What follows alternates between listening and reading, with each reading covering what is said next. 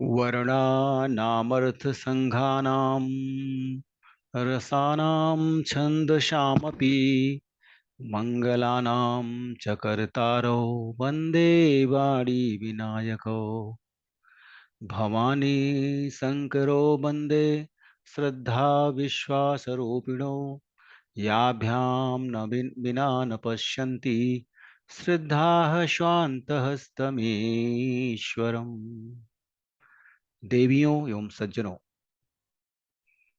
गोस्वामी जी महाराज द्वारा रचित श्री रामचरितमानस के कतिपय व्यवहारिक प्रसंगों की श्रृंखला में अपना मंतव्य प्रस्तुत करने हेतु आप सबके समक्ष उपस्थित हूं।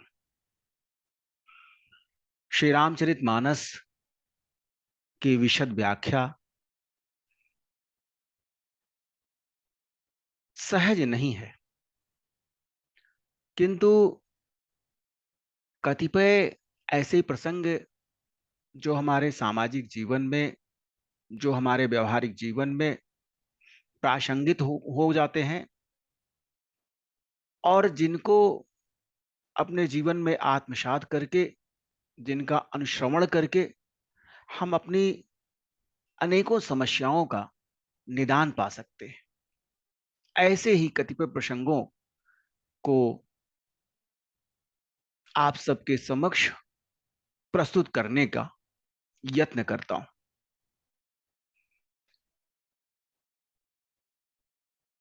सज्जन जो संत हृदय व्यक्ति है वह विलक्षण है। उसकी विलक्षणता का गान स्वयं भगवान शंकर ने किया है।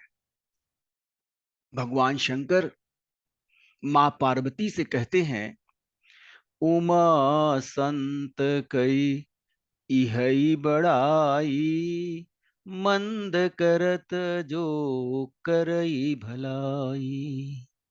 उमा संत कई इहई बड़ाई, मंद करत जो करई भलाई। प्रसंगवश यह चर्चा करना समीचीन होगा कि लंकापति रावण अत्यंत विद्वान है, महाबली है और रक्ष संस्कृति का पोषक है। जिस प्रकार से उत्तर में आर्य संस्कृति का आविर्भाव हुआ और आर्य संस्कृति का उत्थान हुआ, उसी प्रकार से दक्षिण में रक्ष संस्कृति, या जिसे हम राक्षस संस्कृति कह सकते हैं, उसका भी उत्थान हुआ। रावण अनेकों गुणों से विभूषित होते हुए भी कर्म से राक्षस प्रवृत्ति का है, दुष्ट प्रवृत्ति का है और असंत प्रवृत्ति का है। वह धर्म एवं उसके उपांगों का शोषक है और अधर्म को पोषित करने वाला है। वह स्वयं जप तप यज्ञ अनुष्ठान आदि करके शिव की कृपा प्राप्त करता है, उनसे अनेकों वरदान प्राप्त कर सकता है, कर लेता है, अमरत्व का वरदान प्राप्त कर लेता है।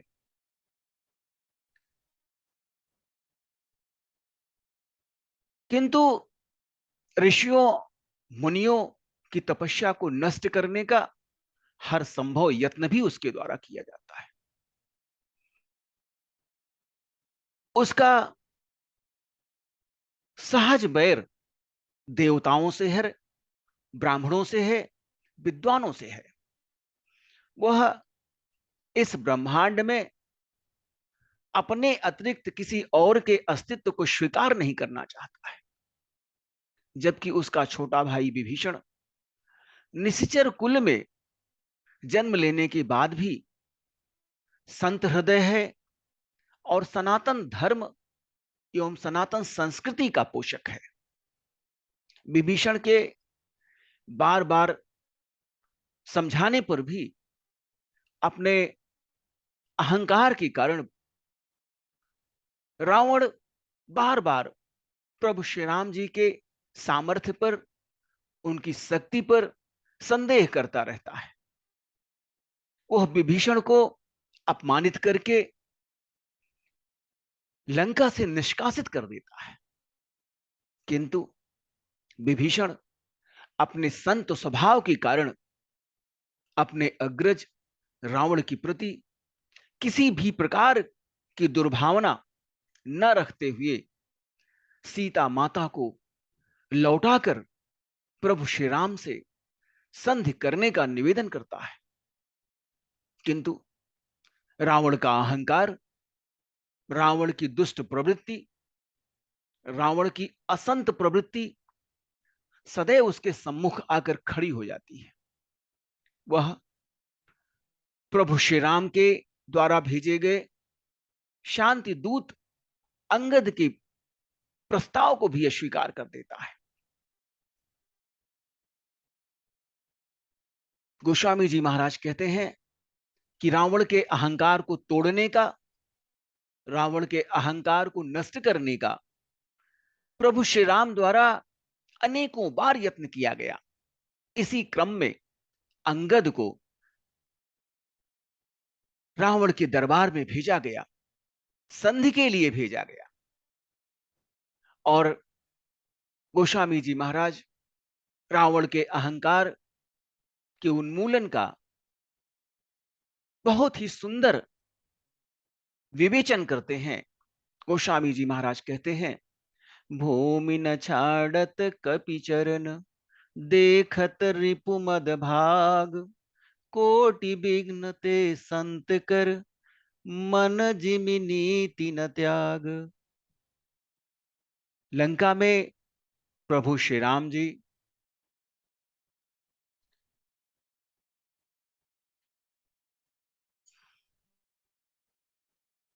के दूत के रूप में,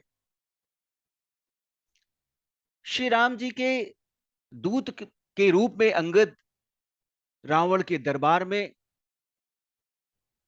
अपना पांव जमा कर खड़े हो जाते हैं और वे रावण को चुनौती देते हैं। रावण के अहंकार को दूर करने का यत्न करते हैं, लेकिन दुष्ट रावण जो अहंकार रूपी अंधकार के आवेग में डूबा हुआ है, वह अंगद की बातों को अनसुना करके अंगद के पैर को उठाने का यत्न करने लगता है, किंतु वह अपमानित हो जाता है। प्रभु श्री राम के अनन्य भक्त अंगद की प्रतिज्ञा की रक्षा प्रभु श्री राम जी स्वयं करते हैं। रावण के दरबार में विद्यमान मेघनाथ सहित अनेकों योद्धा भी मिलकर अंगद का पैर उठाना तो दूर, हिला भी नहीं पाते। आज भी अंगद का पांव भारतीय जनमानस में मुहावरा बन चुका है। अनेक विघ्न बाधाओं के आने पर भी संतों द्वारा नीति का परित्याग नहीं किया जाता। प्रभु के प्रति अनन्य विश्वास उन पर आने वाली सारी विपदाओं का सामना करने की उन्हें शक्ति प्रदान करती है। संत संग अपवर्ग कर, कामी भव कर पंथ, कहीं संत कवि कोविद, श्रुति पुराण सदग्रंथ। सज्जनों की संगति सांसारिक बंधनों से मुक्ति प्रदान करने वाली होती है। सत्संग से मानव जीवन मरण के आवागमन चक्र से मुक्ति प्राप्त हो जाती है। तथा काम वासना से युक्त दुष्ट प्राणी की संगति से मनुष्य जन्म मरण के चक्र में फंस जाता है। वह अपनी मुक्ति के अनेक प्रयास करने पर भी आवागमन के कुचक्र से अवमुक्त नहीं हो पाता। ऐसे संतों, कवियों, विद्वानों एवं वेद पुराणों का मत है प्रभु श्री राम जी की परम भक्त एवं अनुज महाराज भरत जी के द्वारा संत एवं दुष्टों के लक्षण जानने की प्रबल इच्छा पर प्रभु श्री राम जी स्वयं ही अपने मुखारविंद से संत एवं दुष्टों के भेद का विस्तार पूर्वक वर्णन करते हैं। करो कृपा निधि एक ढिठाई, करो कृपा निधि एक ढिठाई, मैं सेवक तुम जन सुखदाई। संतन के महिमा रघुराई, अब बहु विधि भेद पुराणन गाई। श्रीमुख तुम पुनि कीन्ह बड़ाई, तिन्ह पर प्रभु ही प्रीति अधिकाई। सुना चाहूं मैं प्रभु तिन्ह कर लक्षण, कृपा सिंधु गुण ज्ञान विचक्षण। संतय संत भेद बिल गाई, प्रणत पाल मोहि कहु बुझाई। संतन के लक्षण सुनु भ्राता, अगणित श्रुति पुराण विख्याता। संतय संतन कई असी करनी, जिम कुठार चंदन आचरणी। काटई परशु मलय सुनु भाई, निज गुण देहि सुगंध बसाई। भरत जी प्रभु श्री राम जी से संत एवं असंत के मध्य भेद एवं इनके स्वभावगत लक्षणों को प्रभु श्री राम के मुखारबिंद से सुनना चाहते हैं। भरत जी कहते हैं, हे कृपा निधान, मैं आपका सेवक हूं। वेदों, पुराणों एवं संतों द्वारा अनेकों प्रकार से सज्जन व्यक्तियों के गुणों का गान किया गया है। आपके द्वारा भी अपने श्रीमुख से संतों की महिमा का बखान किया गया है और जिन पर आपकी विशेष कृपा रहती है। हे भक्त वत्सल, आप संत और असंत के भेद को बताइए। भरत जी के अनुनय विनय पर, प्रार्थना पर प्रभु श्री राम जी संत एवं दुष्ट के लक्षण, भेद एवं स्वभाव की विस्तार से विवेचना करते हैं। प्रभु श्री राम जी कहते हैं कि हे भाई भरत, संतों में असंख्य गुण होते हैं जिनका वेदों, पुराणों एवं उपनिषदों में विस्तार पूर्वक वर्णन किया गया है। संतों एवं दुष्टों के कर्म चंदन एवं कुल्हाड़ी के समान होते हैं। चंदन प्रवृत्ति से संत स्वभाव का प्रतिनिधित्व करता है, जबकि कुल्हाड़ी दुष्ट अथवा असंत स्वभाव की प्रतीक है। कुल्हाड़ी का गुणधर्म वृक्षों को काटना एवं उन्हें नष्ट करना है, किंतु चंदन भलाई का प्रतीक है। उसका कार्य सुगंध एवं शीतलता प्रदान करना है। चंदन किसी भी परिस्थिति में अपने गुणधर्म का परित्याग नहीं कर सकता। कुल्हाड़ी द्वारा चंदन के वृक्ष को काटे जाने पर भी चंदन के स्वभाव में कुल्हाड़ी के लिए किसी भी प्रकार की घृणा व बैर भाव नहीं होता है।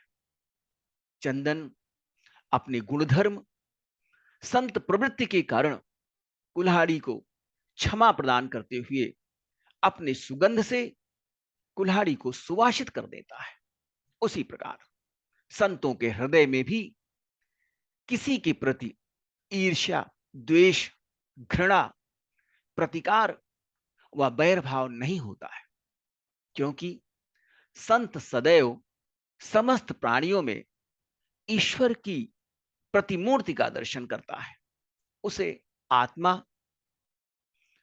एवं परमात्मा के एकात्म का दृढ़ निश्चय होता है, जबकि दुष्ट व्यक्ति भलाई करने वाले के प्रति भी सद्भावना नहीं रखता। वह सदैव क्रोध, लोभ, अज्ञानता, ईर्ष्या, अहंकार, परनिंदा इत्यादि मनोविकारों से ग्रसित होकर दूसरों को क्षति पहुंचाने का अवसर खोजता रहता है। संत एवं असंत अपने अपने कर्म के अनुसार फल भी प्राप्त करते हैं। चंदन एवं फरसे को उनके कर्म के अनुसार दंड भी निर्धारित किया गया है। ताते सुर सीसन चढ़त जगत बल्लभ श्रीखंड। ताते सुर सीसन चढ़त जग बल्लभ श्रीखंड। अनल दाही पीटत घनहि परशु बदन यह दंड। चंदन कुल्हाड़ी द्वारा काटे जाने पर भी अपने संत स्वभाव के कारण देवताओं के मस्तक पर शोभायमान होता है तथा संपूर्ण विश्व में अपनी शीतलता एवं सुगंध के कारण प्रिय एवं पूज्य होता है। तथा असंत रूपी फरसा चंदन को काटने पर अपनी धार के कुंद होने की दशा में उसके धार रूपी मुख को कोयले की आग में तपाकर घन से पीट पीट कर धार लगाई जाती है। यही कुल्हाड़ी का दंड विधान है, अर्थात दुष्ट को उसके बुरे कर्मों का दंड अवश्य प्राप्त होता है एवं संत अपने आचरण एवं व्यवहार के कारण सदैव पूजित होता है। संतों एवं दुष्टों का कर्म सर्वथा भिन्न होता है और दोनों को अपने अपने परिणाम, अपने द्वारा किए गए कार्यों के फलस्वरूप प्राप्त होने वाले परिणाम अवश्य ही प्राप्त होते हैं।